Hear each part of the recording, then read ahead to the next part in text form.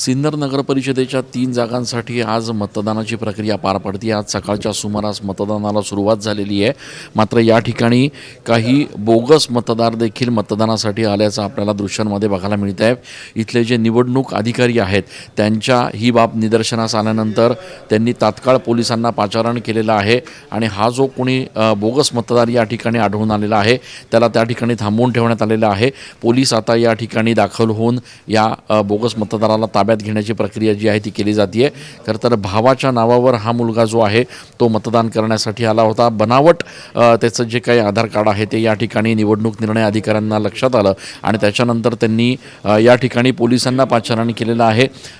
Police देखील या ठिकाणी दाखल झालेले आहेत आणि आता या मतदाराला, हा जो बोगस मतदार आहे याला देखील आता ताब्यात घेण्याची प्रक्रिया जी आहे ती सुरू करण्यात येते आहे। खरं तर सिन्नरच्या 3 जागांसाठी आज मतदानाची प्रक्रिया पार पडते आहे।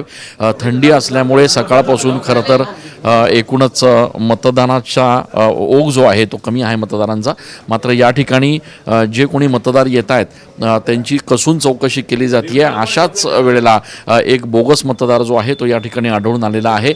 सिन्नरच्या मतदान केंद्र क्रमांक 2 प्रभाग 2 या ठिकाणी जिथे हा मतदार आलेला होता तिथे निवडणूक निर्णय अधिकाऱ्यांनी त्याला थांबवलं, त्याची चौकशी केली, त्याचे कागदपत्र त्यांना संशयास्पद आढळून आले, त्यांची माहिती संशयास्पद आढळून आली आणि त्याच्यामुळे आता या ठिकाणी या मतदाराला थांबवून ठेवण्यात आलेलं आहे। पोलिसांना देखील आता या ठिकाणी पाचारण करण्यात आलेलं आहे आणि पोलीस आता या मतदाराला जे आहेत ते ताब्यात घेण्याची प्रक्रिया जी आहे ती करतायत। खरं तर या संपूर्ण निवडणुकीमध्ये येणाऱ्या प्रत्येक मतदाराची कसून चौकशी केली जाते, त्याचे कागदपत्र बघितले जातात आणि त्याच्यानंतरच त्यांना या ठिकाणी मतदानाचा अधिकार जो आहे तो बजावण्याची जबाबदारी दिली जाते। मात्र अशा वेळेला काही बोगस मतदार जे आहेत ते देखील या ठिकाणी येत असल्याचं बघायला मिळत आहे। अगदी निवडणूक निर्णय अधिकाऱ्यांना ज्या क्षणी हे लक्षात आलं की हा मतदार जो आहे तो बोगस असण्याची शक्यता आहे त्यावेळेला त्याला त्या ठिकाणी थांबवून ठेवण्यात आलं, त्याची चौकशी केली असता त्याला कुठल्याही प्रकारचं उत्तर देता आलेलं नाही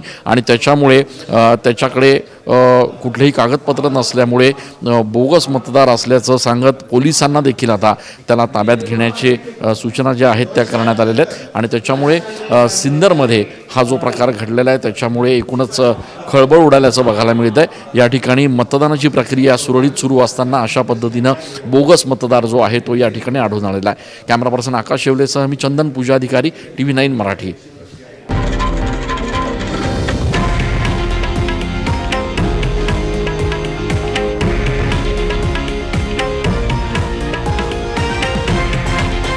हे आहे देशातील नंबर 1 न्यूज नेटवर्क आणि आपण पाहत आहात TV9 मराठी, एकमेव।